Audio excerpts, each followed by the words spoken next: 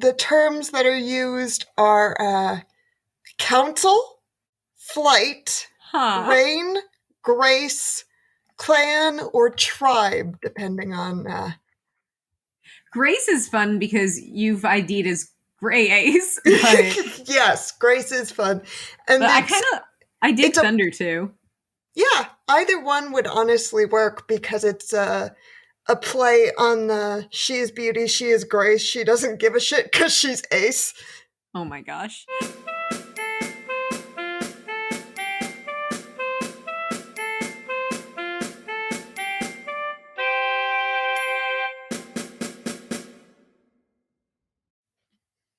Welcome back to Ace Chat. I am Marissa, and today I am sitting down with the co-founder of Ace Chat, who is also a very close personal friend of mine, and part of my thunder or my grace. We're deciding what to call Ace family units. But anyway, thank you for joining me today, Alyssa. Hey, everybody. I was just talking to Alyssa about how we don't really know what to call a group of asexuals, but there is this idea in the ace community that we're all dragons or we're represented by dragons. So apparently a group of dragons is called a thunder or a weir or a were. Sometimes it's called a grace, which is kind of funny because of like gray ace, so that kind of works. But in any case, you're part of my dragon fam. So glad to be in the same thunder with you, Alyssa. Yep, same. Because Aw. honestly, I would still kind of be wandering around the hinterlands if it wasn't for you being like, hi, I think I know what you're dealing with. Oh. Well, actually, yeah, we haven't talked about that. I just jumped into making up words. Um, the way that Alyssa started identifying as ace was actually shortly after we met. And you also ID as aromantic. So I'd love if you could talk just a little bit about how you first realized you were ace, how you first started identifying as aromantic, a little about your journey. Okay, so a little about my journey is essentially I spent the majority of my youth without crushes, kind of like picking people to crush on for logical reasons or because they were in a wheelchair and didn't have any other type of attention. So I'd be like, I think he's cool, despite not, wanting to date this person. Um, so that was sort of my younger years, but I didn't have a word for I am not attracted. I'm just kind of choosing people because I want something to talk about. Um, and then I came to grad school years later and ended up meeting you. And we were in a workshop together, and you read a section of one of the pieces that I was working on and sort of trying to puzzle out. And you were like, this is asexuality. And then I started researching, and then I was like, oh, you're right. But I was kind of uncomfortable with it at the time, so I decided to kind of go in the gray ace biromantic direction. So it's like as open as can be to the possibility of relationships. And then over the past couple of years, I've sort of realized that doesn't fit. I'm actually aegosexual and aromantic. So aegosexual just means I like fantasies. I do not like the actual thing. So that explains that part of my life pretty nicely. And aromantic simply because, let's be real, I've had literally no interest in dating anyone for almost 29 years. So that's a pretty long time to be kind of uninterested without acknowledging, hey, maybe you're just aromantic. So I'm glad that this is how you're IDing now because I want to call myself out a little past me. I'm so Mm-hmm. glad that us talking was something that allowed you to realize these things about yourself. But just for anyone listening, it's probably best that you don't tell someone like this is asexuality or hey you are. This was a me not making the best wording like in that sentence.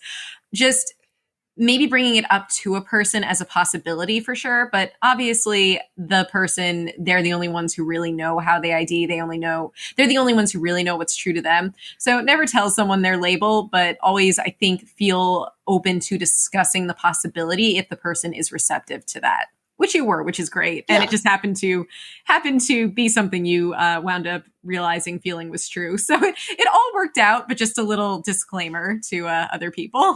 And I mean, in your defense, that was sort of a unique situation because I had literally given you a part of the essay in which I expressed these super complicated long thoughts, and you kind of just summarized them and gave me a word.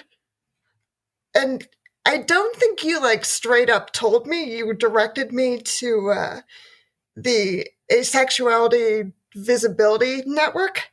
So you directed me over to Avon, and for that I'm like, cool. But yeah, don't name people's labels. But from what I remember, you didn't do that either. I am very glad to hear that. I I remember parts of this, but as Alyssa knows, I actually experienced some. I experienced a TBI about 2 years ago, and it has shaken my memory a little. So there are some things I don't remember as well, and that might seem like wow, that was a random thing to bring up.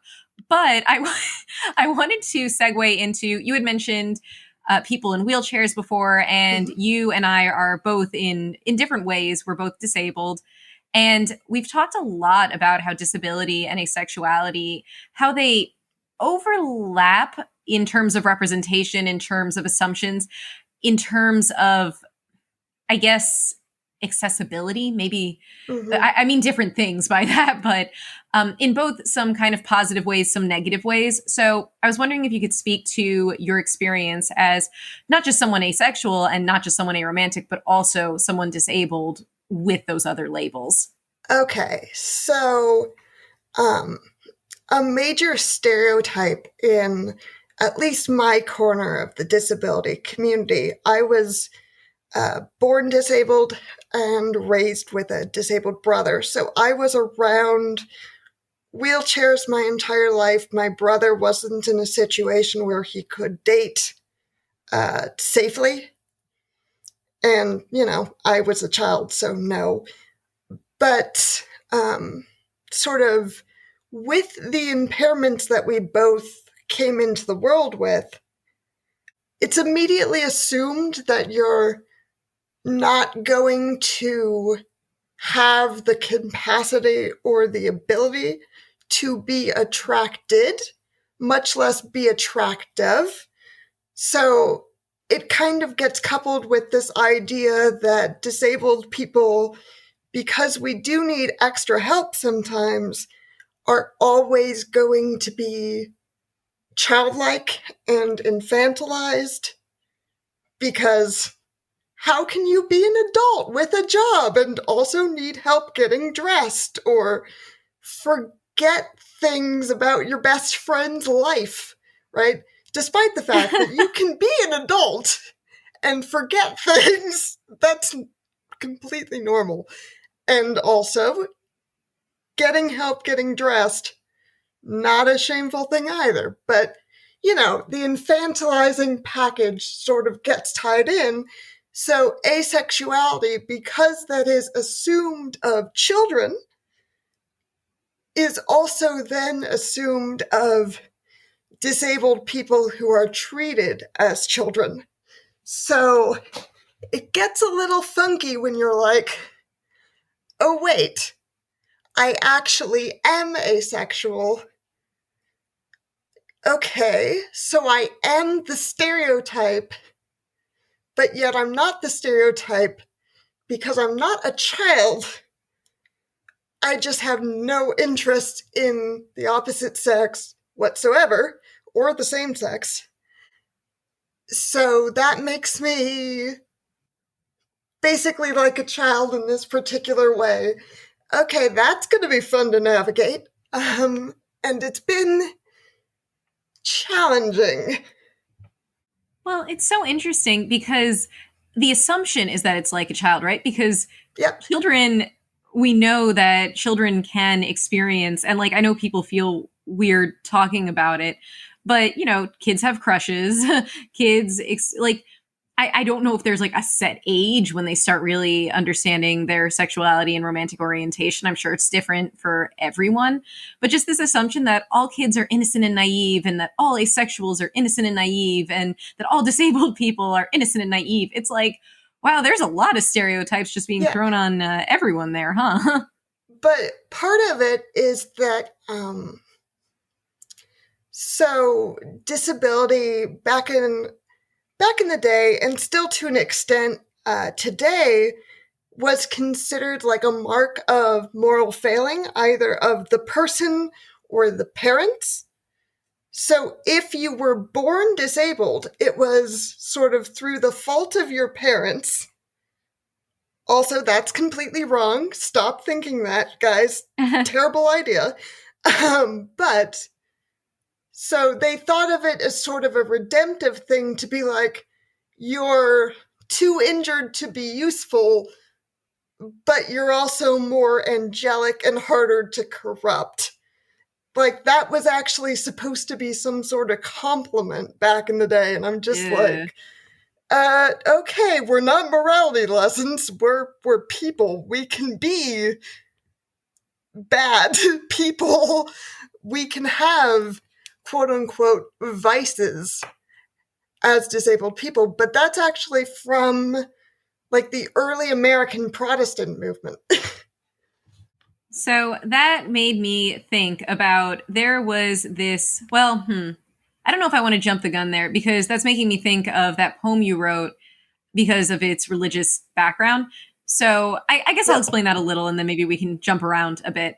So you told me that back when you were a sophomore in college, I believe, you wrote this poem that in hindsight you realize kind of deals with your asexuality, aromanticism a little, but you didn't really realize it at the time.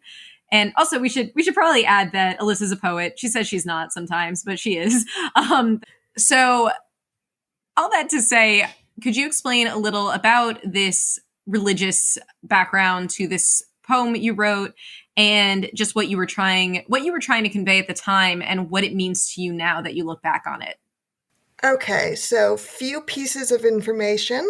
I was raised Catholic, so anything that's like religious tradition, I'm really still drawn to because I was raised in sort of a very ritualistic faith.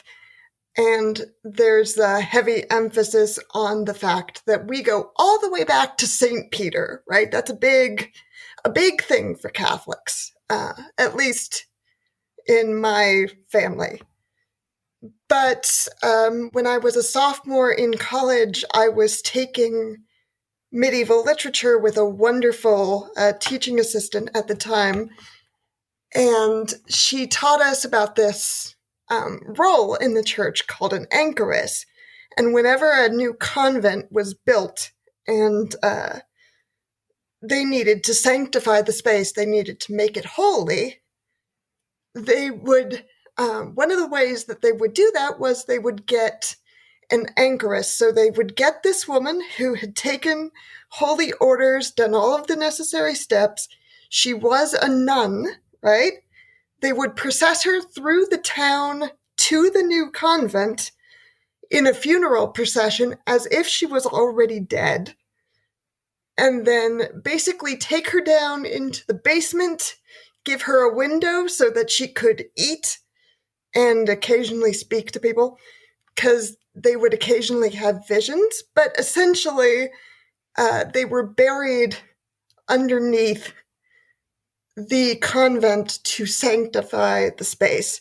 So part of the reason why I really sort of was drawn to that role as a metaphor is one, sort of that Catholic culture tradition, very cool. And two, I'm a wheelchair user. I'm very limited in my mobility. Like, I can only do a very small circuit based on how long my battery can survive. So I might go entire weeks and only visit 3 places, and 2 of them are doctor's offices, right? So it's very isolating. So at that time in my life, and still to today, I was really sort of drawn to anything that kind of gave a narrative to that isolation. And at that point in my life, I didn't know what asexuality was. So I was like, oh, I'm just a nun, right? But I'm like this extreme form of nun because I don't want any of this mess, so I'm an anchoress. Turns out, no, I was just a romantic. But at the time, all I really had was the metaphor, so I kind of went with it. And then I wrote the poem later after I figured out sort of those connections, and I played with them a little bit to draw them out. So before we actually get into the poem, can you tell us then, how do you feel about being ace and being a romantic today? And also, I'm throwing 2 questions your way, but I'd also like you to discuss your egosexuality, or ego. We keep saying it differently, but that a little bit more, just what it means to you to be that type of asexual. So what it means to be that type, and also how you feel about having these identities and recognizing them today. Okay, so being agosexual actually is super helpful because as someone with a libido who can get aroused and is not averse to those things necessarily, the way I'm saying it makes me sound very averse, but you get my drift. Yeah. It was actually very helpful to have a label where it's like, oh, you can have, X and Y experiences where, like, you actually read erotica and you enjoy it for its intended purpose. You're still ace, right?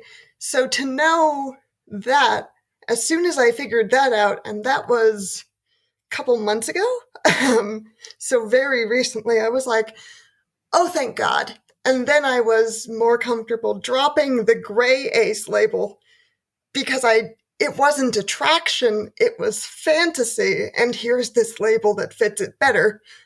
Thank you, Jesus. And that sort of gave me the confidence as well to say, you know what? I'm going to stick with, my Mr. Darcy's.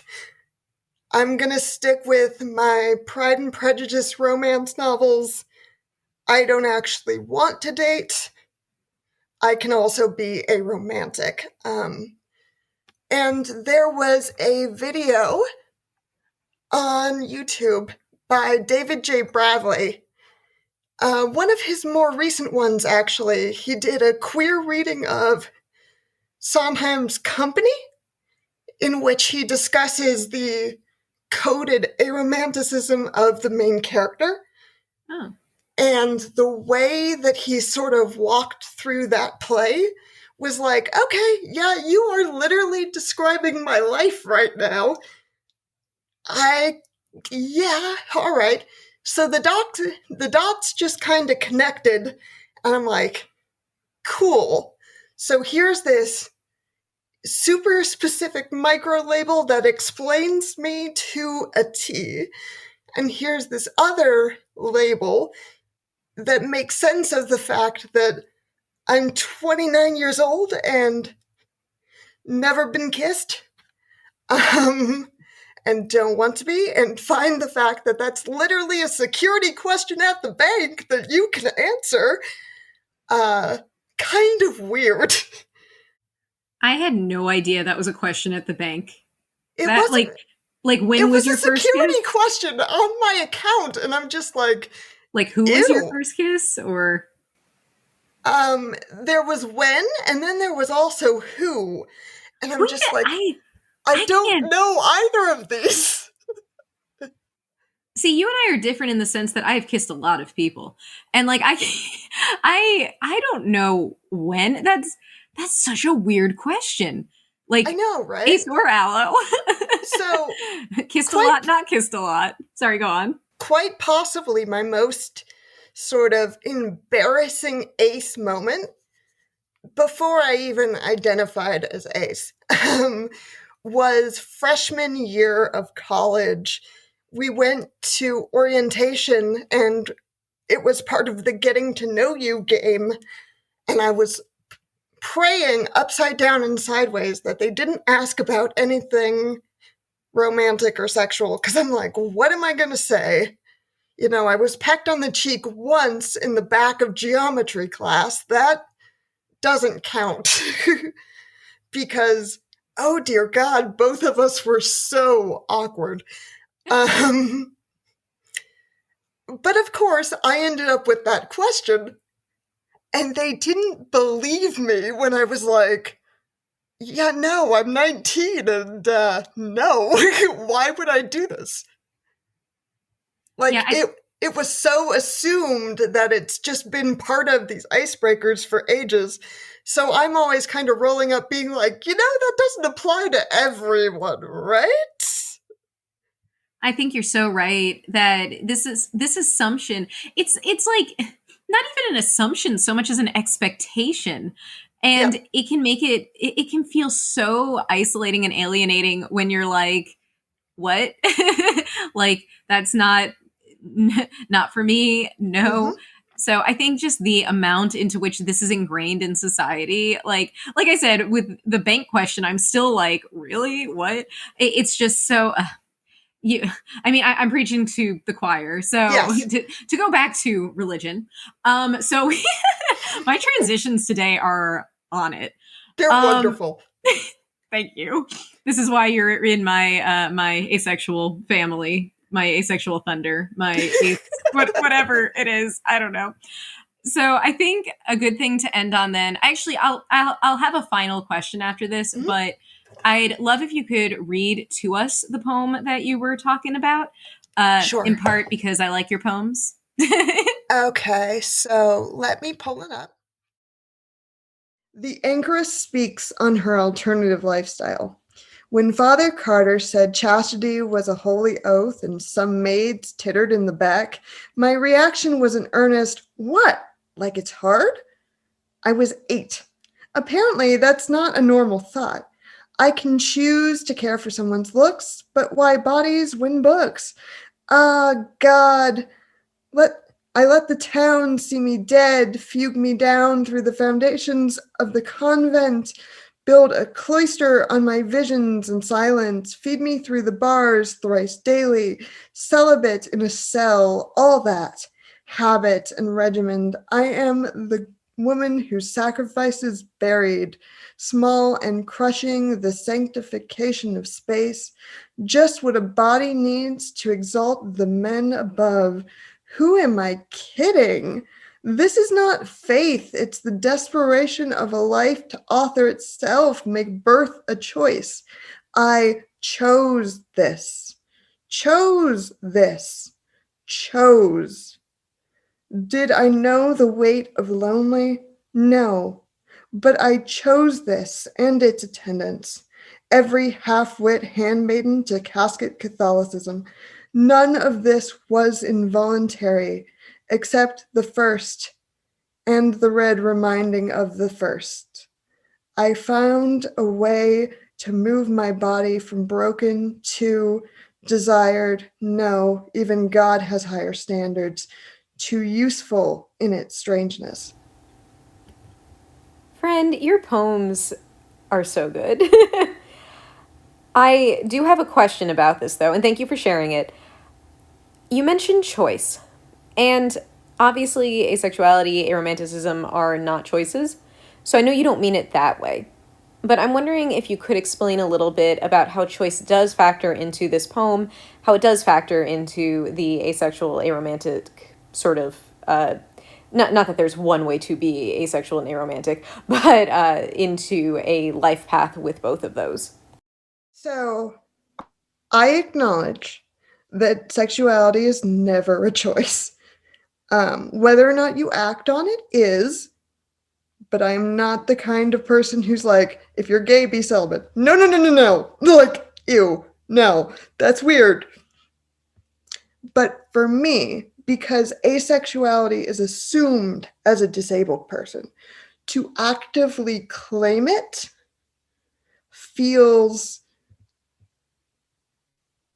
really weird because it is a negative stereotype in the disabled community.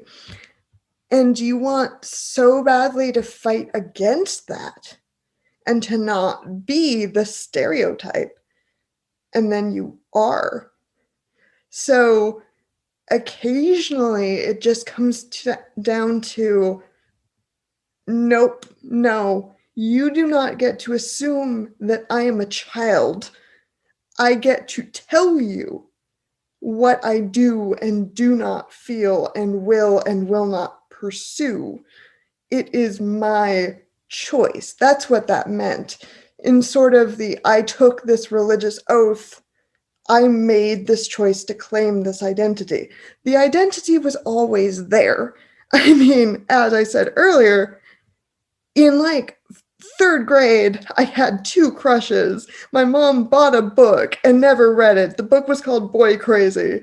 And it was about how to navigate crushes with your preteen girl. And she's like, yeah, we didn't need that. So obviously, it's been there for a very long time.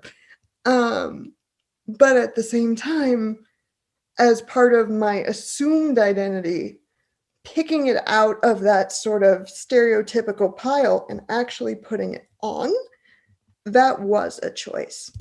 And it's a choice that I sometimes have to convince myself was actually a good one. Does that doubt arise from the way the medical community treats you, some of the assumptions thrust upon you, or is there something else that sometimes makes you wonder if it was the right choice? So sometimes it's like, well, my parents don't really dig rainbow communities. So I'm stealthing, basically, around my family, and I can't really claim this identity out and wide, even though, hi, I'm literally dressed as the ace flag right now. So, hello, I'm not out. I'm not super not out, is what I'm saying. No, I think that makes a lot of sense because we sometimes forget or don't acknowledge the fact that you don't have to come out to be ace. That is still a valid way of being ace. There are people who sometimes can't, who are worried about coming out, and you don't need to shout it from the rooftops for it to be true of you and for it to be meaningful to you. So, I think this is a good place to end, though. Glad everyone got to get to know the co-founder of Ace Chat a little bit better. Glad that we had this conversation about the overlap of disability and asexuality, as well as this idea of coming out towards the end, or not coming out, because I don't think these are things that get discussed a lot. I don't think any of these things get discussed a lot. We're going to discuss some more. So make sure to continue tuning into Ace Chat. We're going to continue, hopefully, having a new interview every other week with some additional content in between. Make sure to follow us on Instagram at chat_ace, on Twitter, chat_ace. We got a Tumblr. It's pretty inactive, but check it out there too. And if you want to share your story, reach out to acechathats@gmail.com. If you want to volunteer, reach out there too. As I said before, I am Marissa. This has been Alyssa. And together, this has been Ace Chat. Thanks for chatting with us.